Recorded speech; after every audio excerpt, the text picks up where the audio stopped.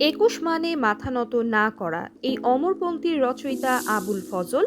কোন গল্পকারের গল্পে ম্যাজিক রিয়েলিজমের প্রতিফলন ঘটেছে? শহীদুল জহির। পৃথক পালঙ্ক কাব্যগ্রন্থের কবি আবুল হাসান। সেলিম আল দিনের নাটকে অনুসৃত শিল্পতত্ত্ব দ্বৈতাদ্বৈতবাদ।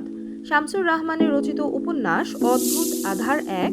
ওমন রমজানের ওই রোজার শেষে এলো খুশির ঈদ গানটির রচয়িতা কাজী নজরুল ইসলাম। নাম রেখেছি কোমল গান্ধার কাব্যের রচয়িতা বিষ্ণু দে। তৈল প্রবন্ধটি লিখেছেন হরপ্রসাদ শাস্ত্রী। রঞ্জন চরিত্রটি রবীন্দ্রনাথ ঠাকুরের কোন নাটকের? রক্তকরবী। দীনবন্ধু মিত্রের নীল দর্পণ নাটকের ইংরেজি অনুবাদক মাইকেল মধুসূদন দত্ত। ভীষ্মদেব খোশনবিশ বঙ্কিমচন্দ্র চট্টোপাধ্যায়ের কোন গ্রন্থের চরিত্র? কমলাকান্ত।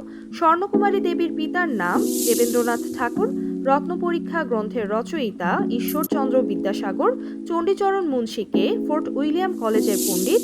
কোন বাংলা গানকে ইউনেস্কো হেরিটেজ অফ হিউম্যানিটি অভিধায় ভূষিত করেছে? বাউল গান। আলাউল কোন শতাব্দীর কবি? সপ্তদশ।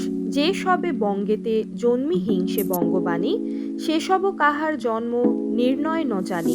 কবিতাংশটি কোন কাব্যের অন্তর্গত? নূরনামা। বাংলা সাহিত্যের ইতিহাসে কাকিল্লা গ্রাম কেন উল্লেখযোগ্য? শ্রীকৃষ্ণ কীর্তন কাব্যের প্রাপ্তিস্থান। শূন্য পুরাণের রচয়িতা রামাই পণ্ডিত। চর্যাপদের কবিরা ছিলেন সহজখানি বৌদ্ধ। ধ্বনিবিজ্ঞান ও বাংলা ধ্বনিতত্ত্ব গ্রন্থের রচয়িতা মোহাম্মদ আব্দুল হাই।